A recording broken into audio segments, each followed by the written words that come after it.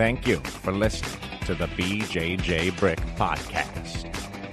We'll be bringing you Brazilian Jiu-Jitsu and good times.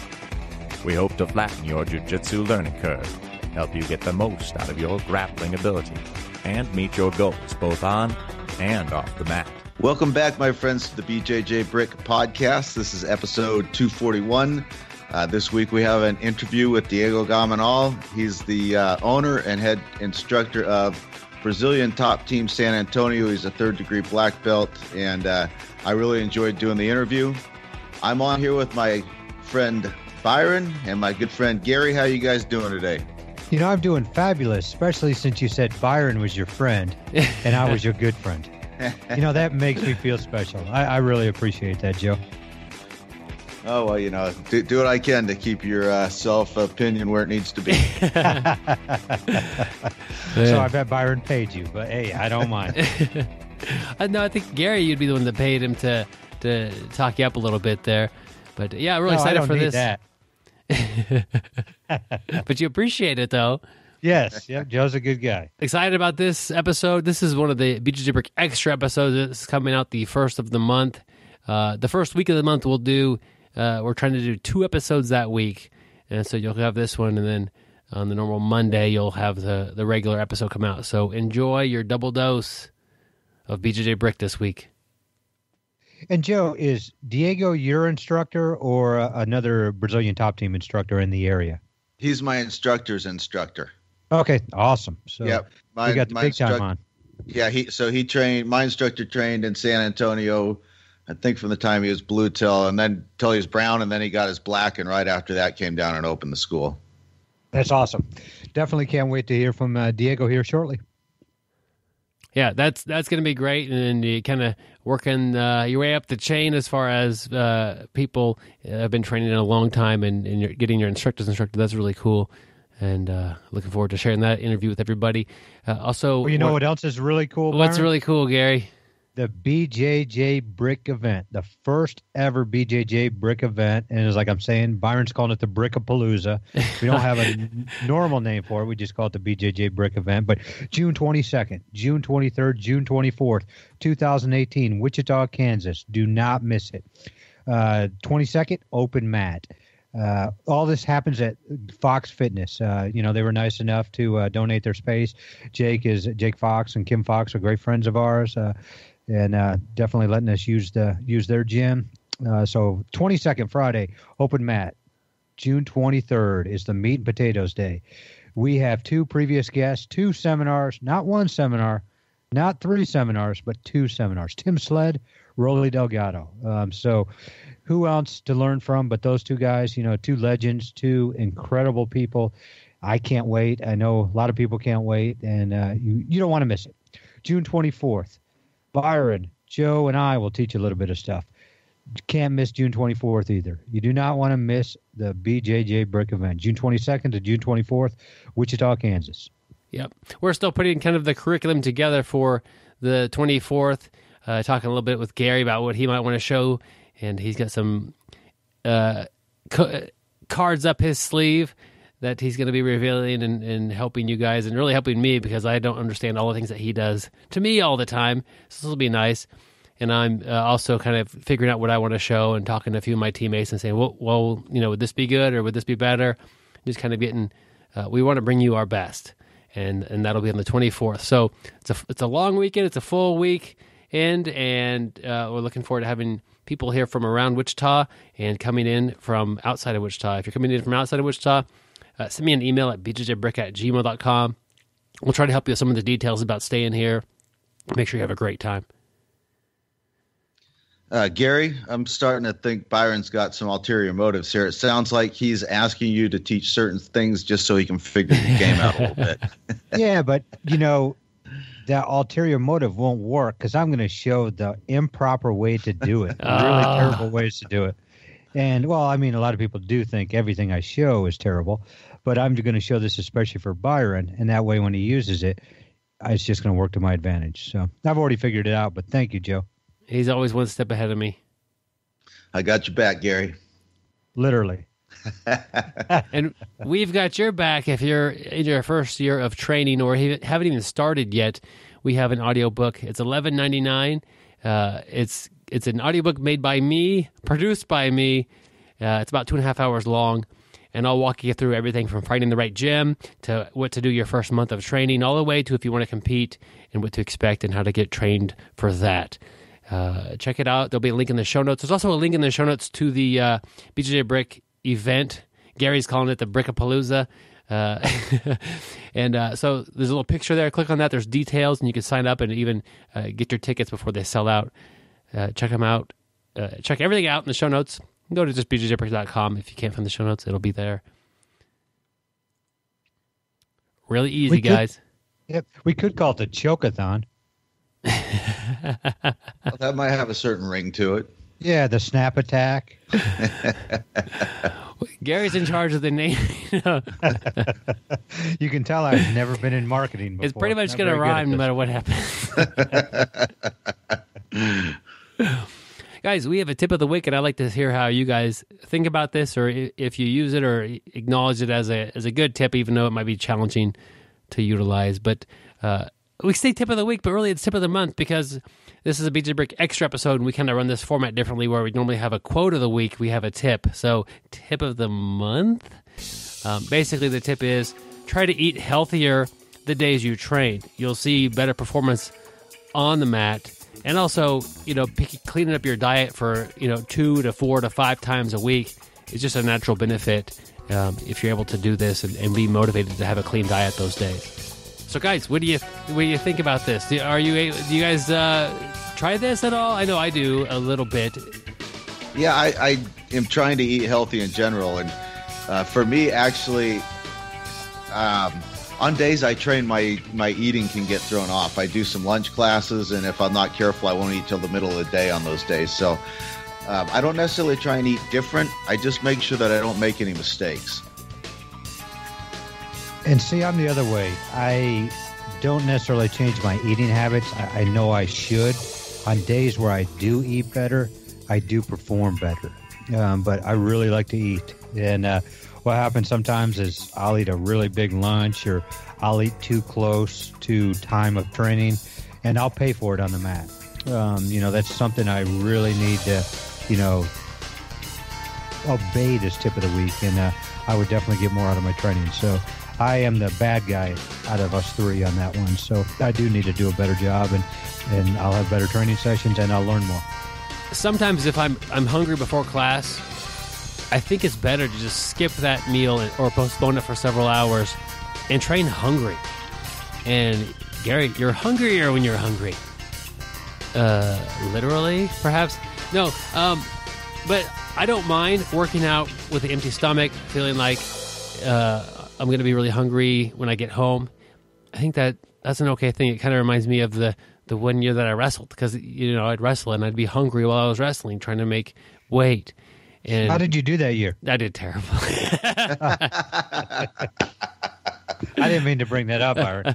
Whoops, that just kind of slipped out of there as soon as it could.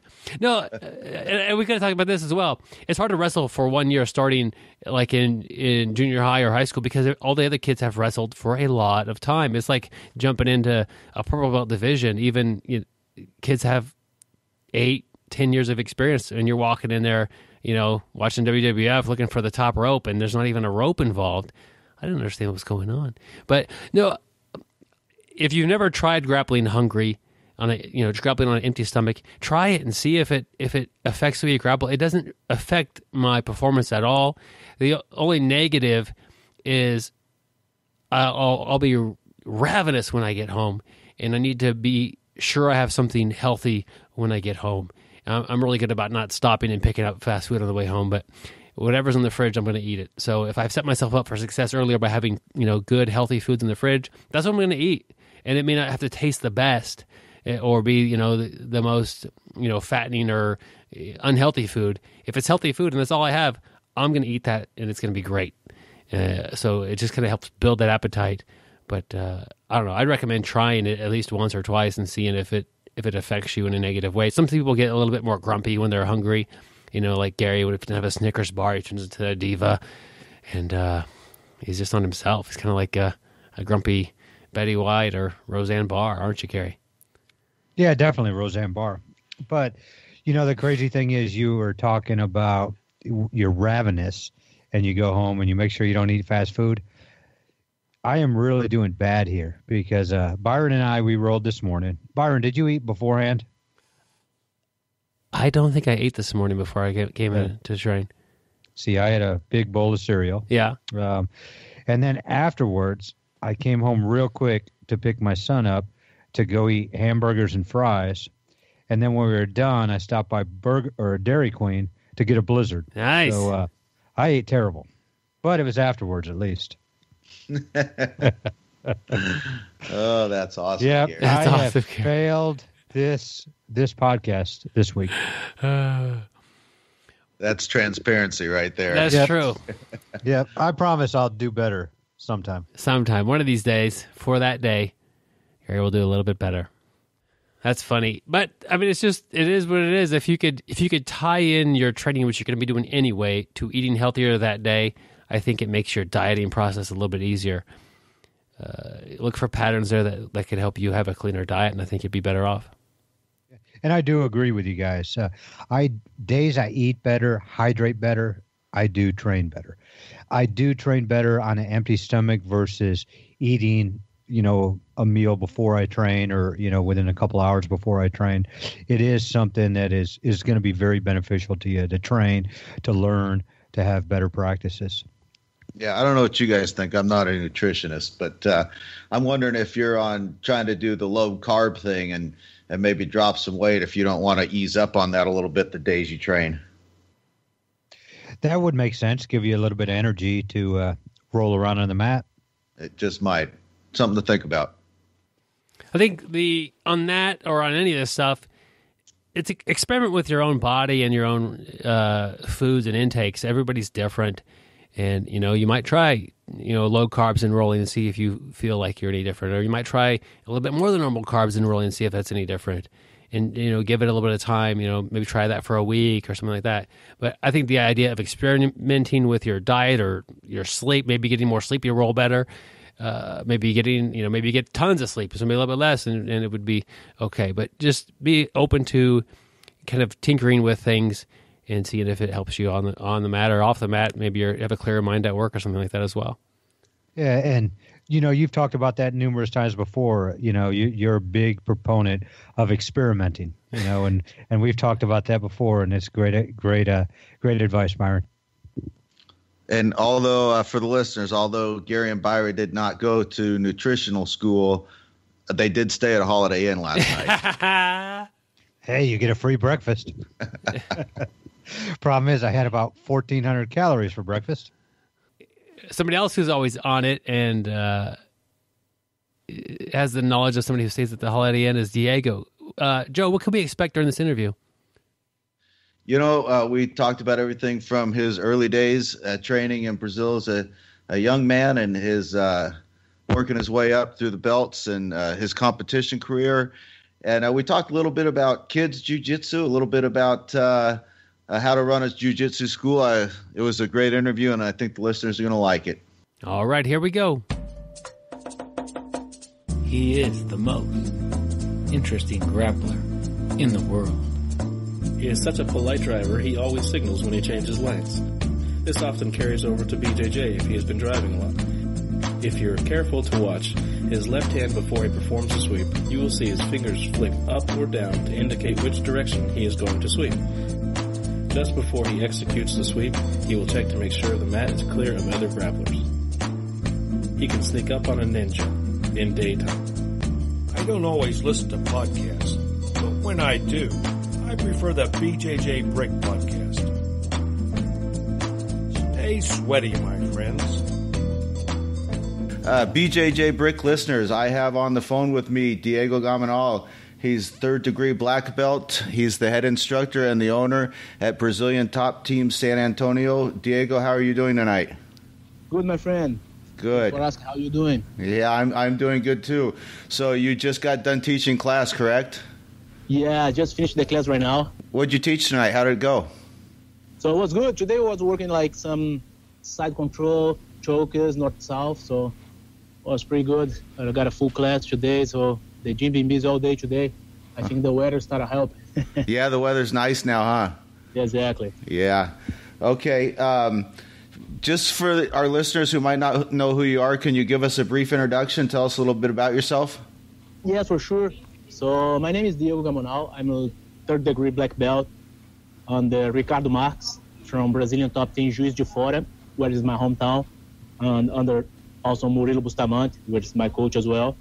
So I've been training my whole life with my coach from white to black, and also always train with Coach Murilo Bustamante in the Rio in his own gym.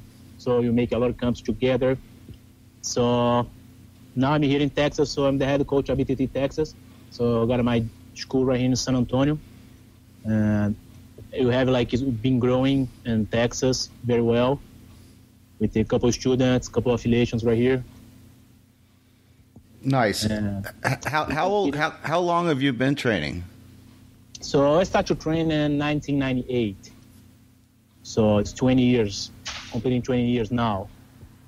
Good. That's a good bit of time. Do you remember when you started to train? Why did you start to train? What prompted you to find a jiu-jitsu school? Oh, yeah, for sure. It's funny because, when I started to train in my hometown, nobody knew what jiu-jitsu was. It was brand new. But I always like to fight, so I get some fights on the school all the time, so in the street. So, and then I always like to fight. So and I have a friend, so he invited me to do a jiu-jitsu, which I have no idea what is there. I was 15 years old, and I thought it was something like ninja, gonna do ninjutsu. I said, okay, let's do it. And I get there, I started rolling on the floor. I said, man, what's going on here? Nobody punch, nobody kick anybody. And then I just asked to do a class, and the next day I was training, and I guess I never stopped after that. Nice. Now, yeah. I've heard that at one point in Brazil, jiu-jitsu is kind of for maybe the affluent or the people with a little bit more money. Was it that way when you started? Yes, it was a kind of pricey, very, very hard to do jiu-jitsu. So it's not that because in Brazil, if you're going to do some sports, you do something cheaper. So everybody plays soccer, which you don't have to buy an outfit, complete outfit or everything else. Just have a ball and start playing. Which to do jiu-jitsu was a kind of expensive, so to pay the membership fees, and then you also have to get a gi. So, and back in the day was not easy like today. You have 1,000 brands of gis, everybody selling gis, was one or two types of gis, brands, and then you have to buy. That was expensive at the time. So I remember I have one gi to train every single day when I first started. For my whole white belt, I use the same gi every single day. Sometimes 2 times a day I use the same gi. So I didn't even have time to wash. Yeah. Has that changed over the years? Is jiu-jitsu becoming more accessible to the average guy in Brazil? Yes, for sure. So in early 2000, jiu-jitsu exploded. So everywhere in Brazil now they have a jiu-jitsu, every corner, every gym. So they have jiu-jitsu, which make the price going a little bit lower. But it's still going to the good gyms in Brazil is still kind of expensive. And now is the competition is more, so which make more accessible, no? Yeah, now it's popular in Brazil to have social projects and do jiu-jitsu in some of the poorer neighborhoods. Is that something that you've been involved in, or Brazilian top teams been involved in any of that? Yeah, so in Brazil they do that a lot.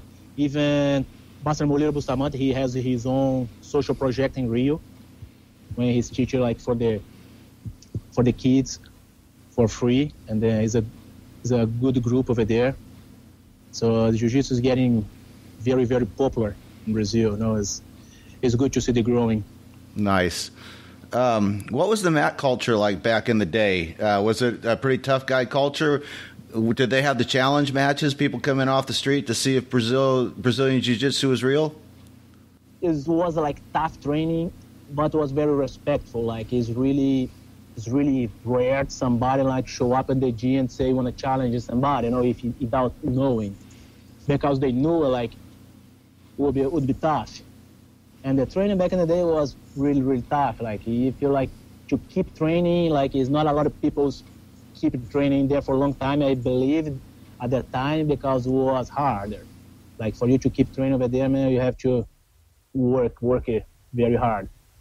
So it's a kind of different today. So you're making the class more like a little bit easier for like all the types of people wanted to train. But back in the day, it's most like to compete, to fight. You know, like if you get in the gym, man, you gotta be ready to fight because you wanna fight.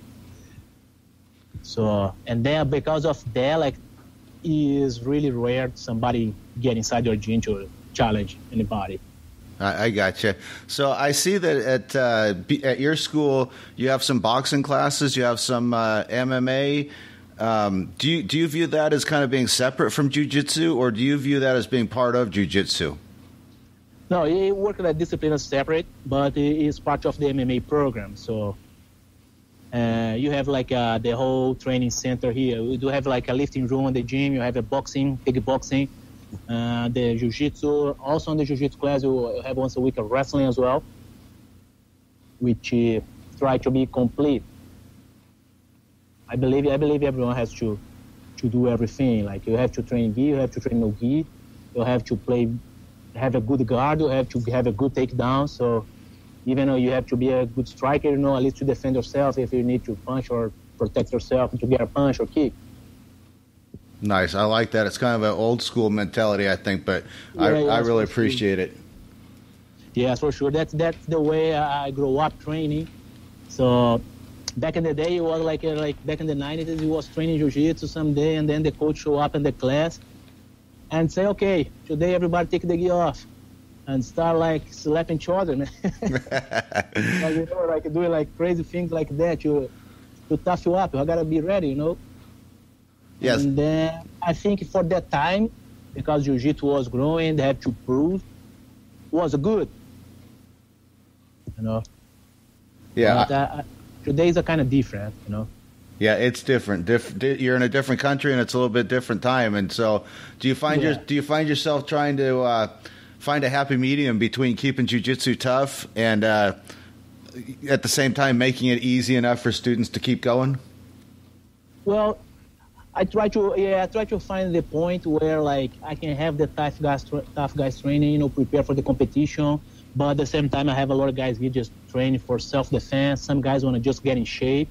Some guys just want to having fun with it. Like for me, the most important, you learn the jiu-jitsu as a complex jiu-jitsu, but having fun.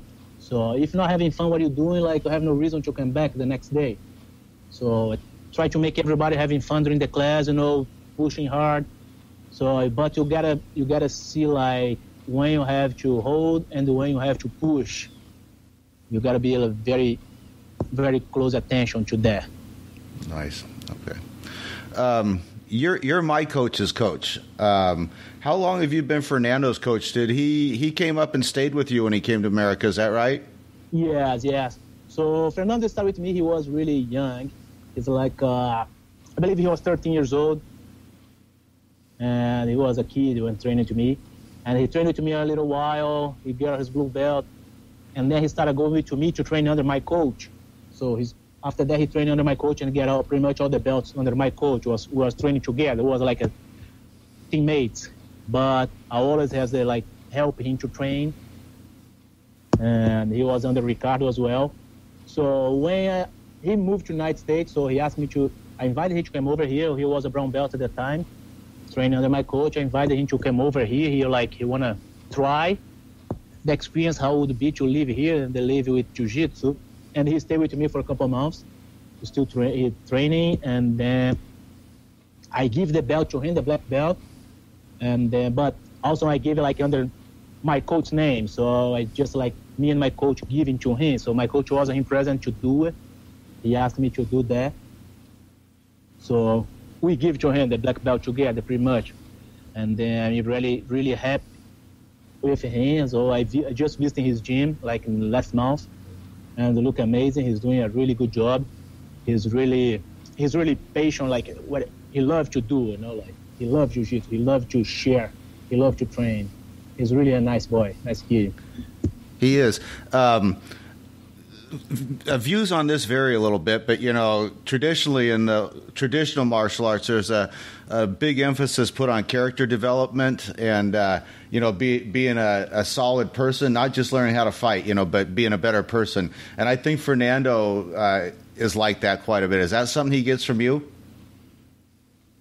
Well, I hope so. I try to be like jiu-jitsu helped me a lot. The martial arts helped me like to be a better person, to control myself as well, to know the limit. And then I think I try to pass that for my students. So always try, they see me, I always try to help somebody else. So I'm really glad for the people to help me to get here. And then I always try to help somebody else. And then I think Fernando get a little bit of that from me too. I saw him always try to make somebody else better. He always try to help him. He has a good heart. Yeah. To help us to do that. Work like it's pretty much like a family. If you check the Brazilian top team, is a family. So everywhere you go, everybody's like really friendly. All the Brazilian top team schools you go around here, so you're gonna feel at home. Everybody treat you well. Everybody try to help you. Not just about training, not about just technique, but if you need anything outside of the gym, the guys are always ready to help you. Yeah, my house got flooded in Hurricane Harvey, and Fernando came over and helped me gut it, and I rented one of those little front end loaders to move the trash around out in the yard. Fernando drove that front end loader around. He looked so happy driving that. I'm telling you, if he didn't do jiu-jitsu, I think that's what he would have done for a living. But but he's been there for me on a number of occasions, and I appreciate that. That's what I say. Like he really, he's happy about to help somebody else. He's feeling good about that, and me too. So it's good. I want to get back to you for a minute. I kind of skipped over. You've had a pretty good competitive career. I know you still compete. Can you tell me maybe some highlights of your competitive career, some of your more memorable tournaments or matches? Yeah, for sure. So right now, I believe I've been 12 years as a black belt. So, and then I've been competing as a blue. So, and then I started training harder as a black belt. So when I decided I want to compete, I want to do that. And then I'm still competing. So I try to fight against some injury, get hurt sometimes, and getting old, it's getting harder. Try to recover now. But lately, so the last good tournament I did was the World No Gi. So I won for the second time straight. So I won in 2016, and now I won again in 2017, December. Was a great tournament, tough competitors. I made the final against Narcissus Humphreys. He's a world champion and he's a really tough guy. So I won by 2-0. It was a good match. And beside that, I've been competing. So I won already like the Panas No Gi twice. I won the Panas Gi in 2016 as well.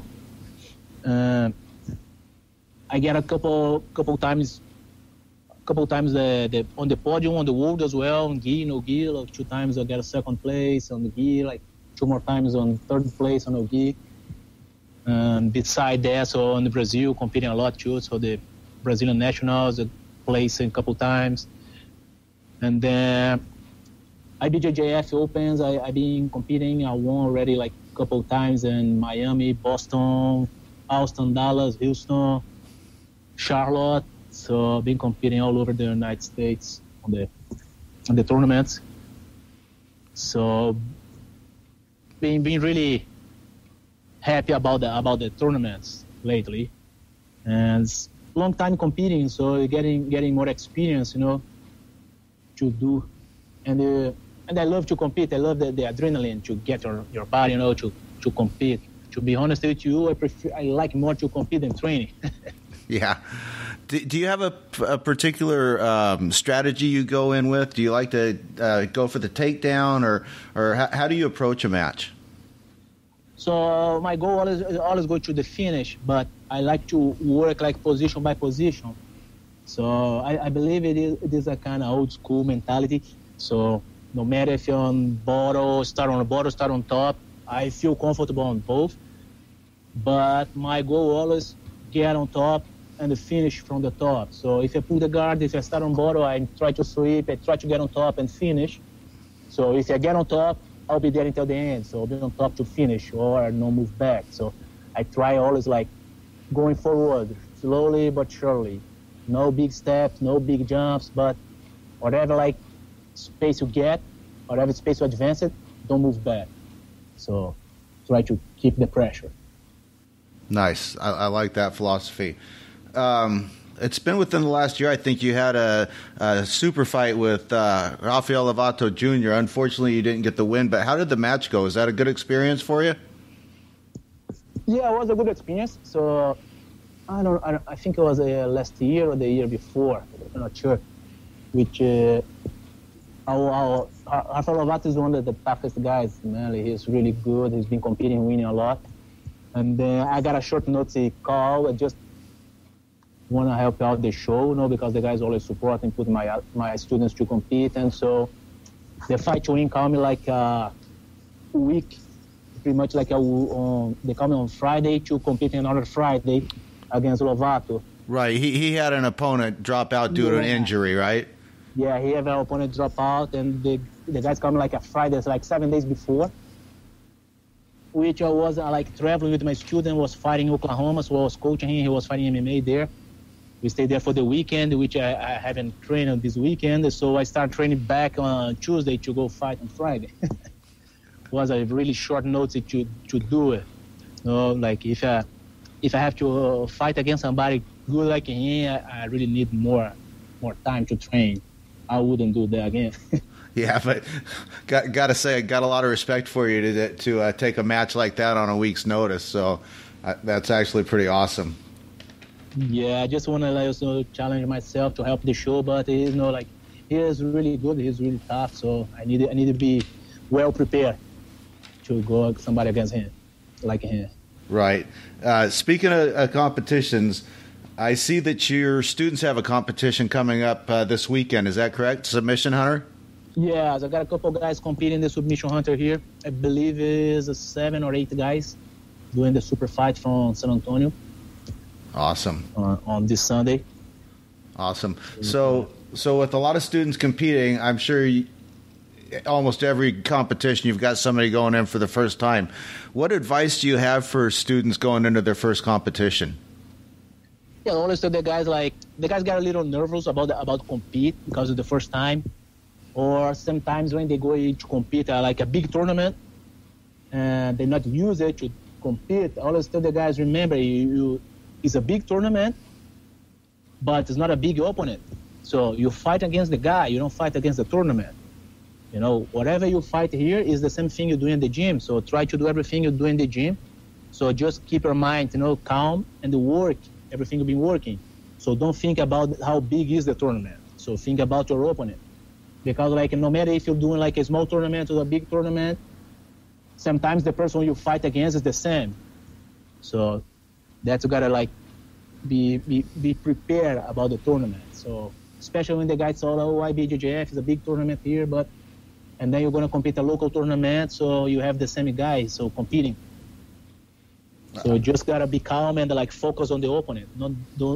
Don't think about the tournament. So yeah. It's just a fight, especially the first fight. If you're going to fight a white belt, I told my friend, there's a 5 minutes to fight. So just keep yourself calm.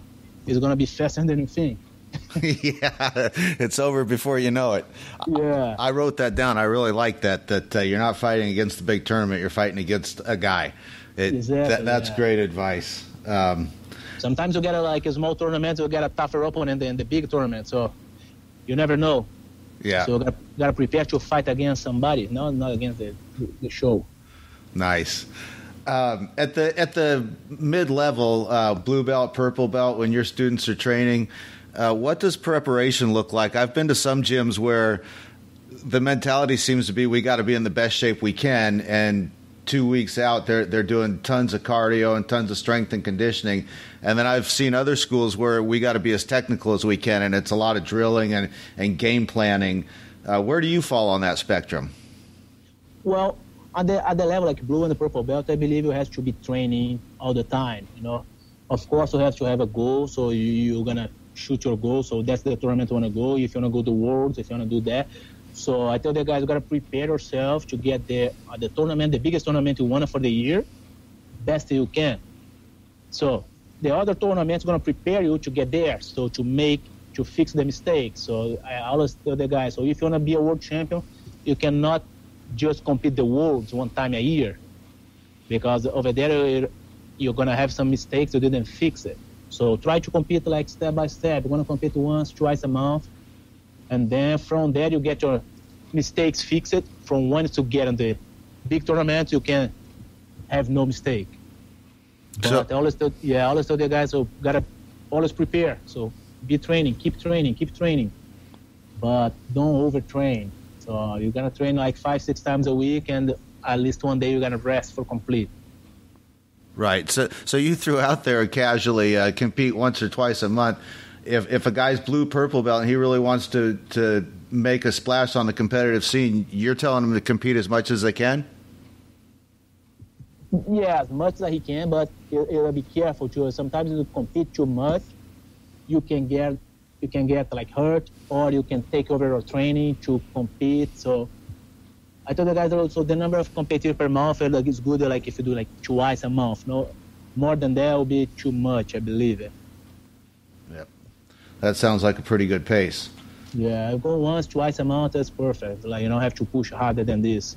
Right. So let me ask you a few questions that might inform some of our listeners, might help some guys out. For white belts that are just starting out, what do you think the most important things are that they need to be focusing right out of the gate?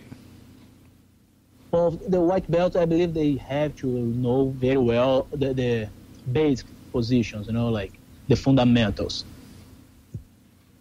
So they have to have a good base to start learning like everything else. So if you don't have a good base, like you won't be good to do like some like advanced positions or some crazy stuff. So I always focus on the base. So I even myself, when I drill, I pretty much drill the basics. So I try to keep simple, and that's what I try to pass to my students. So especially for the beginners, so they have to work a lot, like full guard, armbar, basic position, mount. So I like to show you how to control the opponent. So I don't want you to be wide, jumping around. I want to where you're moving, where your opponent is going to move. And to have the control is learning the basics.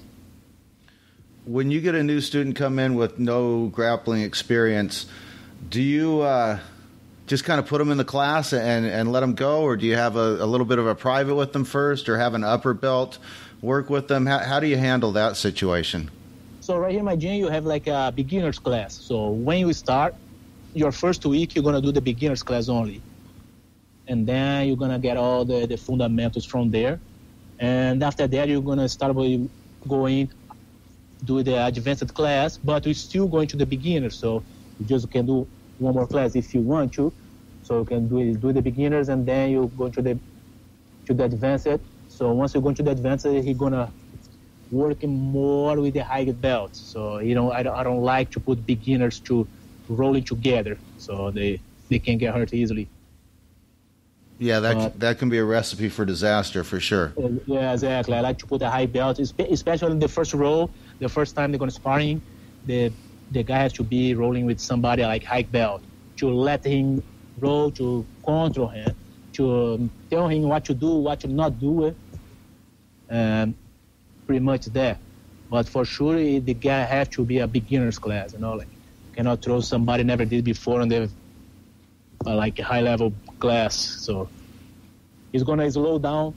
If you throw him there, he's gonna slow down the class, and he won't learn anything anyways. Right. How many people are you averaging in your beginner's class right now? So yeah, the average is gonna 20 people in the class for the beginners. Oh man, that's a big class. Yeah, it's gonna be 15 to 20, depends of the day.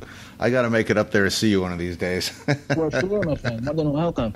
Yeah. When a student's getting close to blue belt, some schools actually have blue belt tests. Do you have tests for belt ranks? I do have the test. So I give the list. I made my students study, prepare themselves to do the test for all the belts. So I think they have to know not just how to do, but they have to know how to teach. They explain me what they do and why they do it. So it's very fun when you is getting close to the test belt here. You see the guys like they are in the school, literally. So they came early to the class. They try to learn. They try to take all the details from the highest belt. That they stay after the class. They really try to improve to do the test. But once you do that, it's like in school. You study a lot to do the test. After the test, you're gonna know everything because you force yourself to learn. And then this came natural. And then I like it. I like the idea. I really think it's fun. And then when I promote somebody, I give the belt. I don't want to just make a fighter. I want the guy be able to cheat to help somebody else. I always tell the guy like, I get a belt here, more you have to help. So if you're blue belt, now gonna have to help all the white belts. So if you're purple, you have to help all the blue and the white. If you're brown, gonna help brown, purple, blue, and the white. If you're black, gonna help everybody. So the guy has to know how to teach, how to pass, and not just come here and be tough and rolling. Nice. Can you give me some examples of what's on the blue belt test? Well, like I said, it's a very fundamental position. So the guy has to know how to break guard, how to pass. So all the submissions from the mount, submissions from the full guard. So side control, submission from the side control. He have to know how to escape from the other position, so how to escape from the armbar, how to escape from side control, how to escape from the chokes. Some position like a headlock and self-defense. So you have to be knowing well a little bit of that. I have a question for you that's a little bit different. And if you came and visited the school that I train at in Louisiana and we all put on white belts and you didn't know what our ranks were, and I told you there was 2 black belts in the class, I think we've got a brown belt, a couple of good purple belts. If we're all wearing white belts, what would you be looking for if I asked you to try and guess who the black belts were, who the brown belts were, other than just winning a match? What kind of things would you look at that you'd say that guy's a better grappler than the other guy? Well, yeah, first you're going to see the guy who is a kind of mindset, who's going to be more calm to roll, who's going to be more calm, patient to do the right timing. So once you see the rolling, you can feel it, you can see, whoever go more wild, whoever go more calm, have more control of the fight, of the match. I think more experience you get, more calm you get, so you have a better control of the. You don't try just to scramble and roll over. So less about technique and more just about the way you're approaching the match? Yeah, the techniques came together for sure. But just the way you can feel the guy, just the way you start to fight, which is pretty much his level. The way he's rolling, the way he's moving, you can see. Nice. You can see what his level it is. It seems like in most schools, if you go to the adult class, probably 75-80% of the class is going to be men between the ages of 18, 19, and maybe 35. And then the other 20 or so is going to be some older guys and maybe some women. And so if you're an older guy, I'm older, there are some unique challenges. What advice do you have for old guys? Like a guy comes in, he's 50 years old, and he's a white belt. Well, I would say the jiu-jitsu is very good sport. It's very good martial art because you develop the jiu-jitsu for your body type, for yourself. You make the game for yourself. I always say that I don't try to copy anybody, especially if you're big, you cannot try to copy a small guy game. So like I say, the point is everybody got to learn the fundamentals, and from there you're going to develop what is easier for you to do, what your body can do with. But with the guys older, myself, so I've been getting older, and then my game is changing. It's not the same thing I used to do when it was like 20 years ago. You know, jumping, moving like crazy. But right now, like I always say, man, you older, so try to move slowly. You know, like try to control your opponent. They're pretty much my game. So I try to control. I push the pace. You know, if you want to go fast, I go fast. If you want to go slow, I'm gonna hold him down. You're gonna move slow.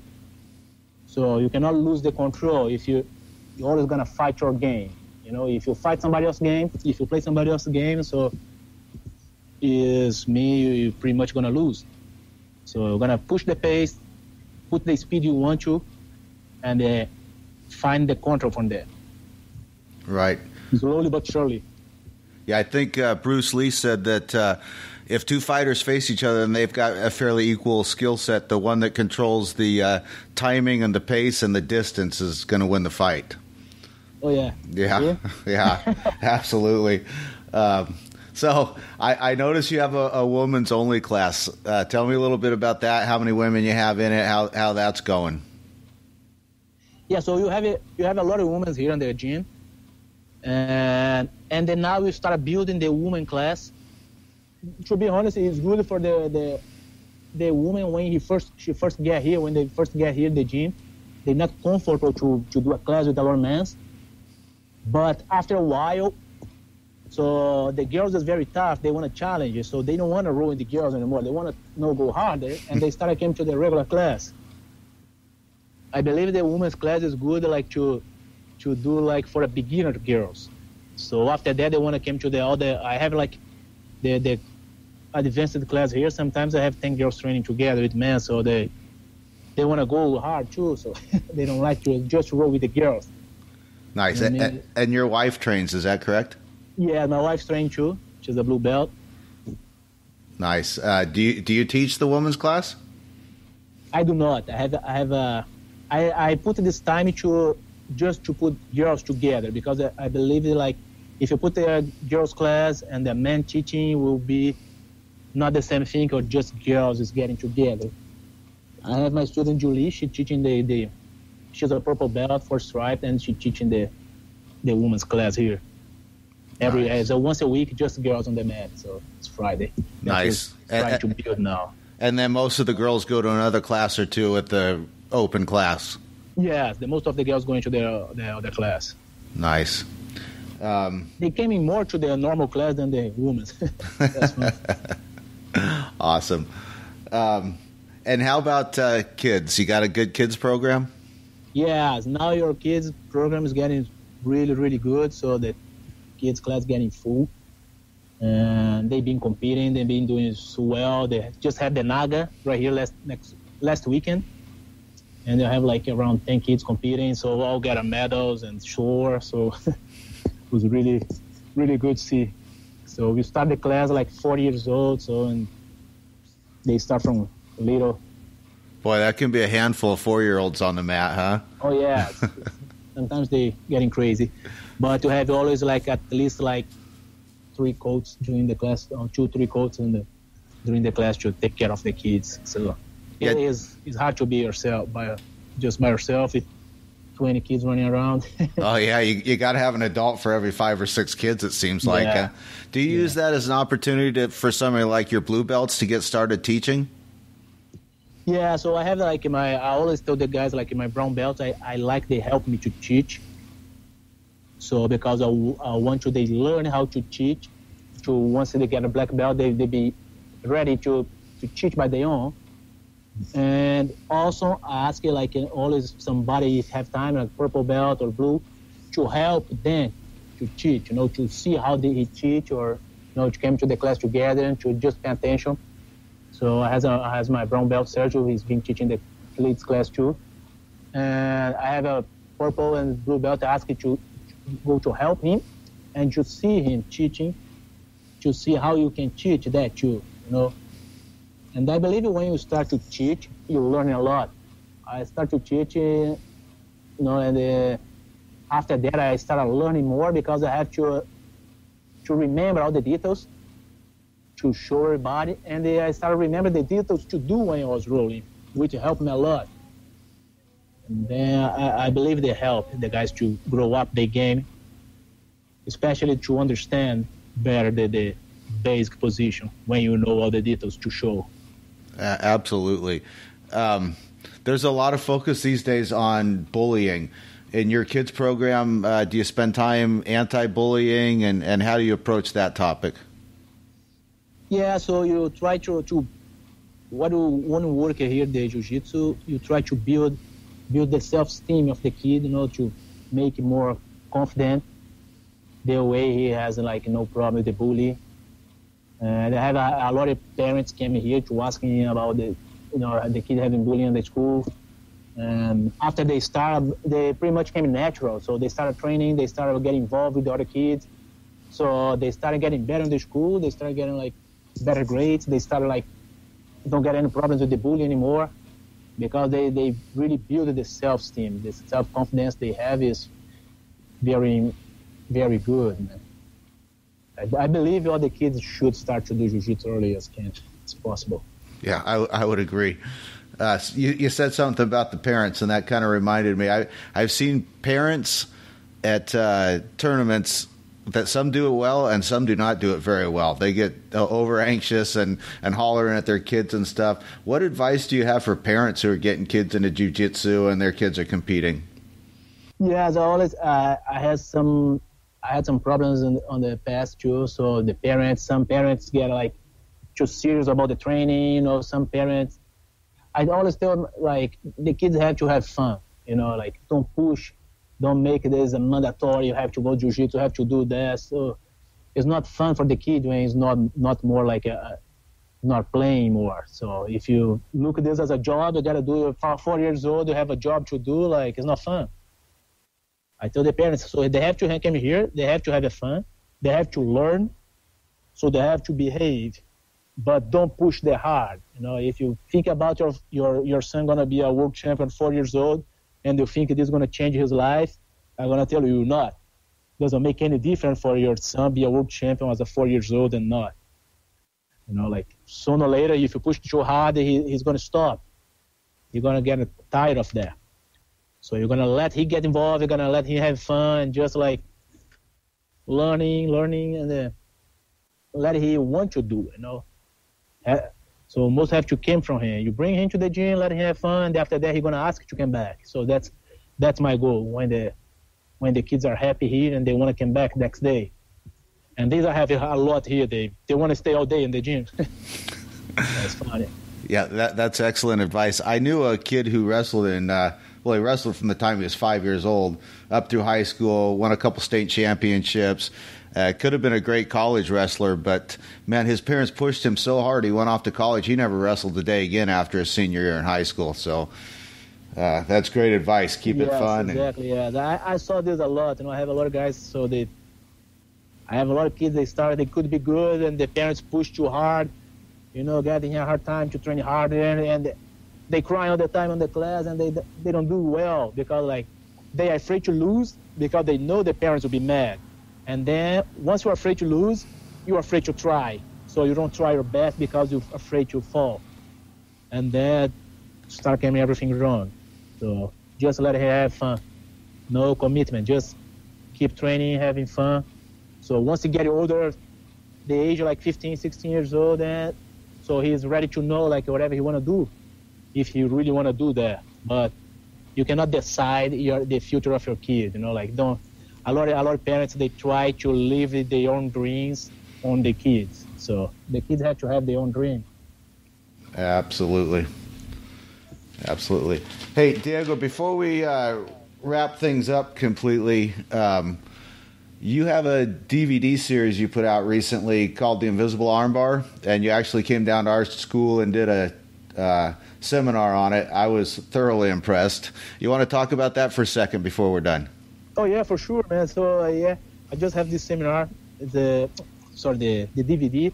Just record the DVD with the BJJ fanatics. So, the Invisible Armbar is the move I really, really like to do it because the guy don't expect it. I call it Invisible Armbar because, like, they don't see it until the arm gets completely straight. So, and then I've been doing, like, a seminar with the top. I went there in Lake Jackson to do this one too. And this like I say, a position I learned and I developed to my body weight, to my way to fight. Like I say, I always try to keep the control. Once I get a good position, I don't let it go anymore.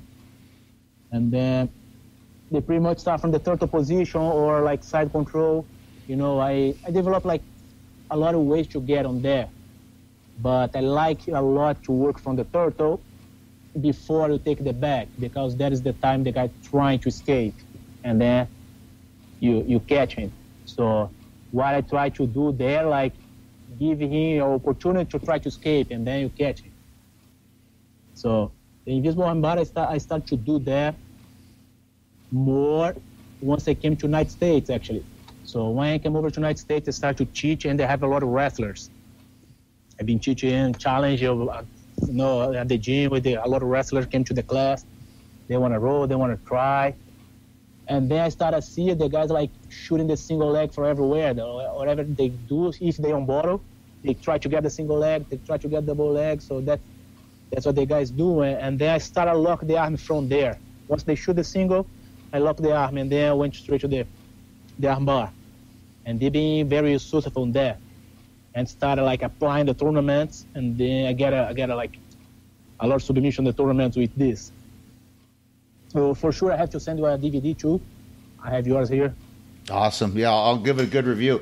I think one thing that indicates whether or not people like the technique you show in a seminar is how much you see it in class afterwards. And I've had about a half a dozen guys in Lake Jackson try and catch me with that since you showed it. So it's catching on. Yeah. Everybody likes it.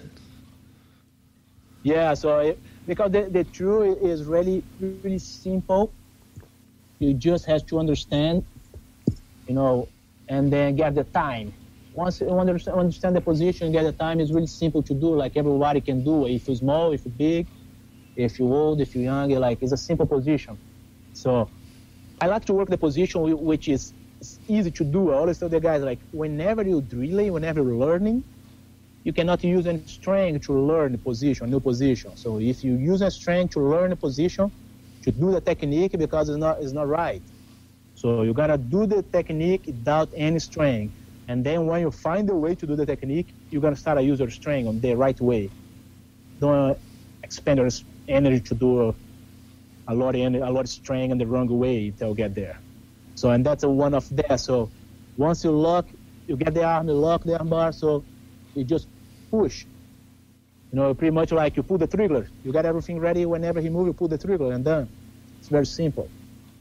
Right, and through the whole process, you're sort of protecting your dominant position. So if things start to fail, you could just go back to your strong side control or wherever you were at. Correct? Exactly. Like I say in the beginning, like other positions I do, once I advance, I get a good position.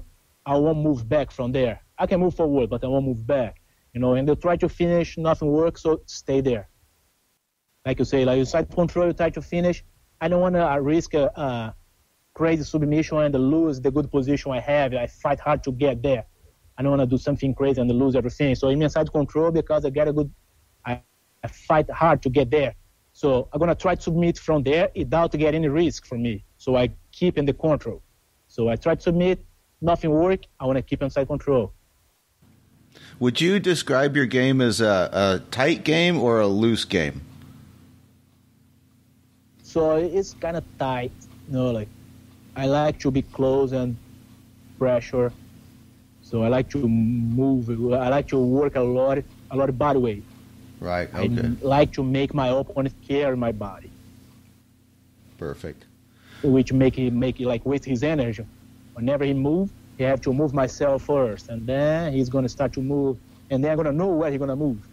So which make me faster than him. Perfect.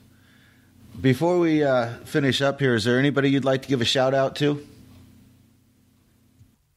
Well, man, I'm always glad, like my students help me a lot here in the gym. So I've been traveling to do seminars a lot lately, competing, so they can help me a lot in the gym. And I'm really, really glad with the growing of the BTT in Texas. Nice. And then soon we'll be in Texas to grand opening of the new one and Sugar Land. Oh, nice. So it's going to be the newest BTT in Texas. Very Probably good. May. Yeah, you decide you're still seeing the day yet. So it's going to be a party, grand opening. So a lot of black belts teaching the class there. You must go. Yep, I'll put that on my calendar when you come up with the date. Yeah, so, and then I'm really happy with all the BTT schools here in Texas. You can see like all the schools are like getting bigger, fuller. So everybody's doing well. You'll be in place in all the IBJJF tournaments. The BTT being placed here in Texas. Always getting team trophy. So the team's getting very strong. Just glad with all the help. Like I say, like you try to work here, but everybody together, stronger together. So when the podcast comes out, we'll put a link to BTT Texas and to San Antonio so people can get a hold of you. You're available for seminars if anybody's interested, right? Yes. Yeah. Yes, I'll be available. Yeah. For seminar after June. I'll be April, May. I cannot do anymore. You're pretty well booked up for the next couple months, huh? Yeah. Yeah. Okay. But after June, I'll be good to go. Okay. All right, Diego. Again, man, I really appreciate you coming on. It's pretty late in the evening, and you took time after class for us, and I thank you very much. Thank you, my friend. Always a pleasure. So I'll be waiting for you to visit me here. And then, anyways, May, you'll be there in Sugar Land. Yeah, perfect. I'd like to thank Diego for being on the show. It was a pleasure spending an hour talking to him. If you're interested in learning more about him or following him, check out the show notes, and we'll have links there that you can follow. And I was going to say, if you're in San Antonio, yeah, definitely stop by the gym and learn from a legend like Diego. There you go. Yep. Thank you, Diego. We also have, instead, usually at the end of the show, we'll do an article of the week, but this time we have a question because this is the extra episode, and we can just run it a little differently. I feel like I'm repeating that, but don't want anybody to be wondering where the article is. But we have a question here. What are some things you can do to slow somebody down? Tranquilizers.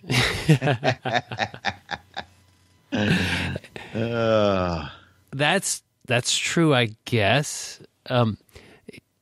It depends on what's happening and where they're getting their speed from. I think of closed guard as being a great way to take a deep breath, and they have to do something before they're out of it right away. Even a lot of times half guard slows people down, but not quite as much as a closed guard. Any positions that you think that you could just kind of, I guess I'm looking at more of a neutral position versus, get mount or get the guy's back, because those may be hard to get to. But think of any other neutral positions or maybe techniques that really help slow somebody down.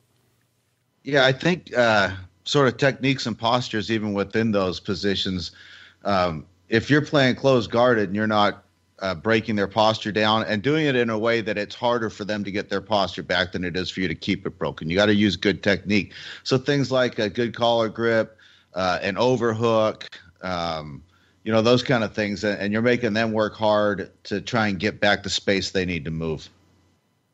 Yeah, I agree with you, Joe, there. That's kind of what I was going to say. It's, overhooks. I like to use an underhook a lot of times, especially in half guard, really tight control on the waist, make the spine mechanically weak, try to turn the head, try to turn the spine, and, just stay tight. And that's one way I can try to slow somebody down. So speed to me is the same thing as strength. It's just an attribute that somebody has. And if they're fast and they're using that speed, it's kind of similar to somebody who's strong and they're using their strength.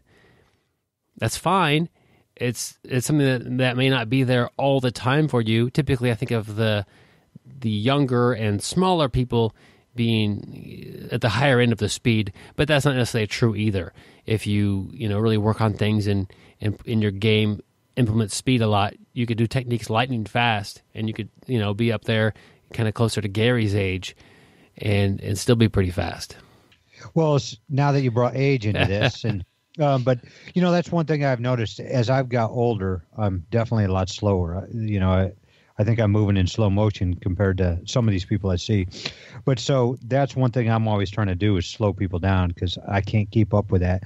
And I notice I've got to crowd that person. I've got to be touching that person. I can't leave space for that person to just run circles around me, literally. I have to be close. I have to be touching, kind of like what Joe said. I'm looking for hooks. And when I say hooks, I'm looking for an overhook. I'm looking for an underhook. I'm looking for a collar tie. I'm looking for anything to keep body against body and, as little space as possible between us where I'm not going to allow that person in his comfort zone where they can use their speed against me.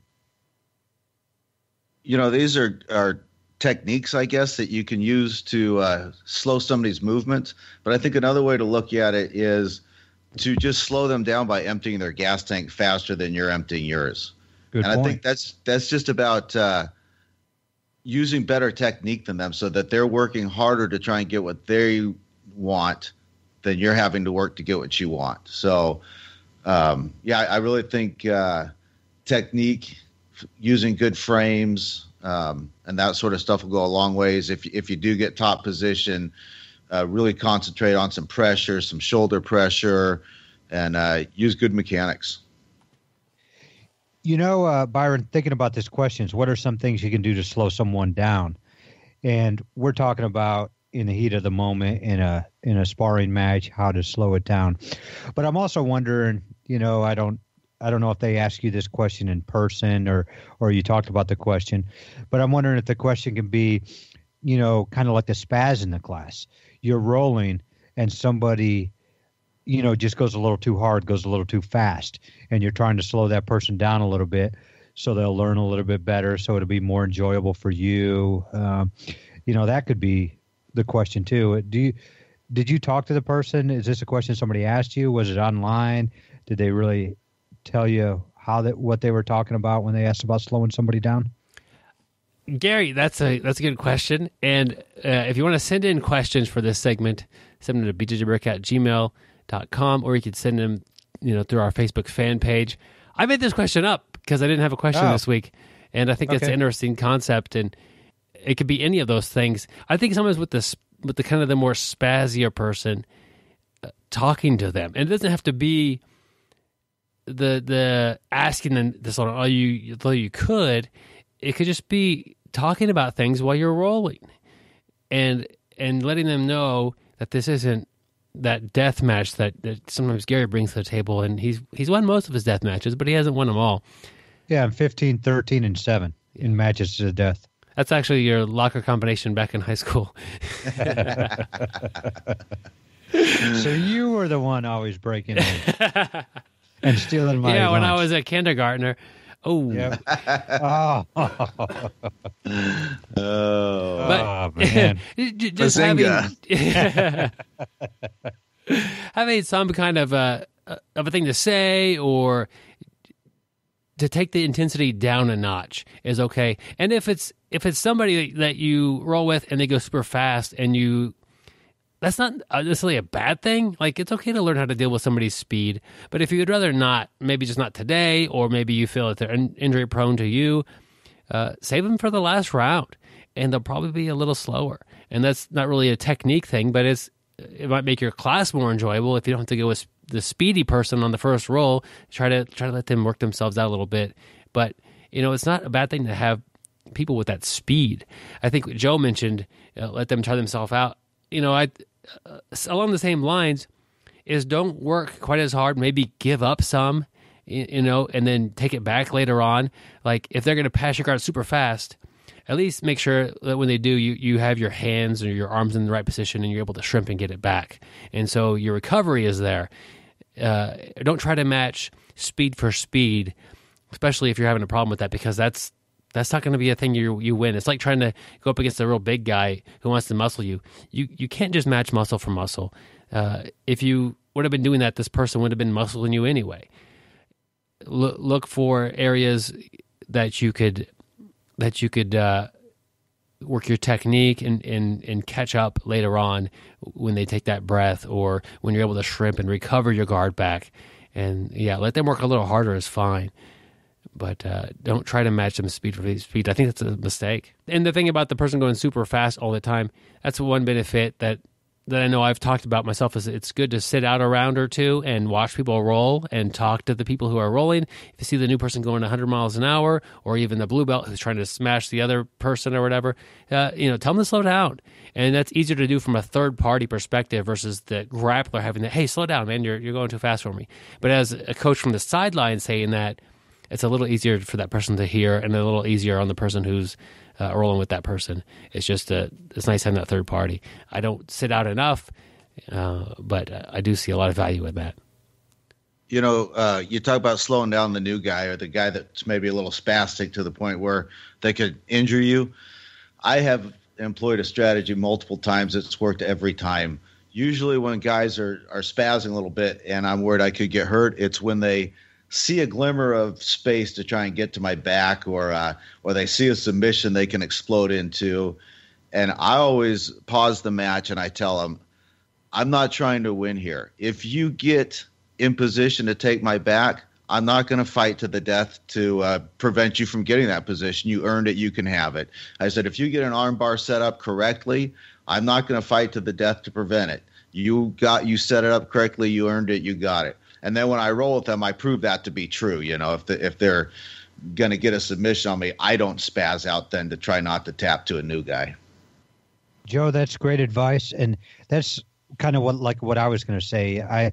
If I'm in that position, normally they do spaz when all of a sudden they think they can pass the guard and take the arm or something else.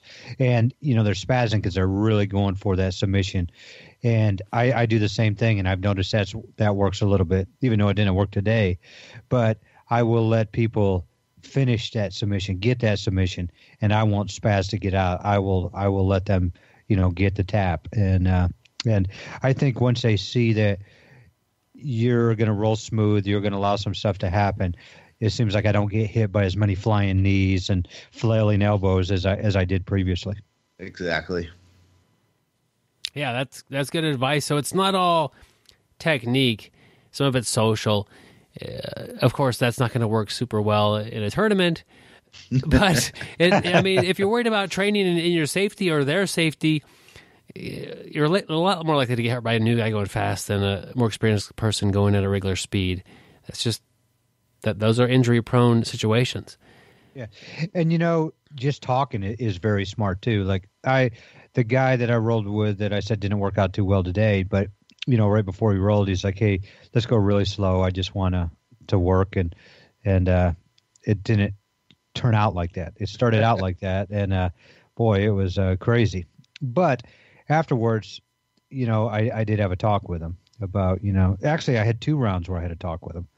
And then at the very end, he came up to apologize to me. And he said it was nervous energy. He is newer and he hasn't been around in a little bit. And, I think he might have been scared. And then I just talked again. I was like, have I ever really grabbed an arm and yanked on it against you? There's no reason to be nervous. If we roll smooth, I'm going to let you go everywhere you want to go. We're going to work. And I'm going to work on escaping. You're going to work on positions. You're going to work on some submissions. And we're just going to roll smooth like that. And both of us are going to go to our job on Monday. There's a lot to be learned here. Some of it's technique. And like, I know with Gary, technique-wise, being in no-gi, overhook, underhook, those help things. With the gi on, grabbing that collar, grabbing a sleeve, that slows people down. I do think the gi game is a slower game anyway. That's not a real bold statement to say. So you're saying, like, if you got somebody really fast that you're trying to slow down and you're in no-gi, say, hey, let's put the gi on. Is that what you're saying? That's I should say to him, you get more into hair pulling. No, I think, the overhook, if you're on the bottom, really can slow things down a little bit. Yeah. I tell you, I was rolling today, and I was in somebody's guard, and they worked a really strong overhook. And it's hard to limp arm out. You have to worry because your posture, like Joe was saying earlier, is being broken down. I got to worry about a triangle coming up. And, it was really slowed the game down. Well, normally when I'm rolling, the game slowed down because I'm slow as death. Yeah, and also Gary prefers to put some slow music on, and that just naturally brings the tone down a little bit. No, that's only when I'm rolling with you, Byron. Is that it? Al Green. Yep. And... Yep. I'm so Oh, man. Every episode it's getting awkward. But if you want to enjoy some awkwardness, come train with us. We do have the BjjBrick event, but you're welcome anytime. Really, we'll do our best to get some mat time with you if you're anywhere near us. Happen to be traveling through. Gary and I are in Wichita, Kansas. Send us an email or hit us up on Facebook. Same thing with Joe. Joe, where are you located? I'm just south of Houston, so if you're in the Houston area, let me know. I do spend some time around New Orleans, a pretty good bit of time. So if you're over in southeast Louisiana, let me know. I'd love to train with you, and if nothing else, maybe I can point you towards a good gym. And you know the crazy thing there, Byron? You said if you want to have some awkwardness while training, come train with me and you. I don't think a lot of people are going to take that up. So, Joe, I think you're going to get busy. No, I really enjoy it when people come through and get some mat time with us, and they tell us, tell me where you're from and how long you've been listening, how'd you like the show. It's always kind of fun, and I do my best to partner up with the person and do the techniques with them, and definitely get some rounds of rolling in as well. Have fun doing that every time. Guys, I want to mention quickly our Patreon campaign, Patreon page. I don't know what it is. We've got 2 new supporters. We have Christopher and Paul. Thanks, guys, for signing up and supporting us on Patreon. What Paul and Christopher are doing is every time an episode comes out, they're pledging $1 of support. And at the end of the month, I think it's actually towards the beginning of the next month, your card or whatever will be charged that amount of dollars, depending on how many episodes we put out. It means a ton to us. Our Patreon has really done a lot better lately. We're looking to continue to grow the show, make this as professional as we can, and really produce the best show that we possibly can, and get more and more things done with the website and the show. As a token of our appreciation, when you sign up on Patreon, we'll send you a 5-inch BjjBrick gi patch and a sticker. You're also happily invited to our Facebook private group. I can't find everybody every time. So Facebook is sometimes a little tricky, but if your name is, I don't know, Gary Hall, I can't necessarily find that person on Facebook and track them down. So if you sign up on the Patreon page and you want to become part of the private Facebook group, send me an email, bjjbrick@gmail.com, and put a link to your Facebook page, or let me know how to find you on that page. I generally will search Facebook and look for people with your last name or your full name, and look for somebody wearing a gi or something like that. But that doesn't, I mean, my Facebook page, I don't have a gi on the main page, and it's crazy because you wear a gi just about everywhere you go. Yeah. So the one time I'm not, I get a picture taken, and that's a big deal to me. But we're really happy to have people in that group, and we'll get interview questions for our guests that come on from there sometimes. And if we need an opinion on something, like how's this logo look, or what do you guys think of this? A lot of times I'll throw it up on there and get the kind of the group ideas about it. So thank you guys, especially thank you to Christopher and Paul. Yep, thank you, Christopher and Paul. We appreciate it. Yeah, we really appreciate the support. Another way you can support us is by checking us out on social media. When you like our posts, share our posts, that just gets more exposure to the show, and we appreciate that. We're busy on Facebook. Byron's got a YouTube channel he's pretty active on. And don't forget to download the BjjBrick app. It's the easiest way to make sure you get the episodes as they come out. Had a great time this week, gentlemen, and all the listeners. Thanks for checking this out. Have an interview next week with Lawrence Griffiths. He runs the website bjjstrength.com. We have a lot of great conversations about, off the mat training and that sort of thing. He is a black belt under Hodger Gracie, and he's got some really cool ideas as far as competing, off the mat training, and doing your best. And it was a thrill to talk to him and bring the interview to you guys coming up very shortly. Well, as always, stay sweaty, my friends.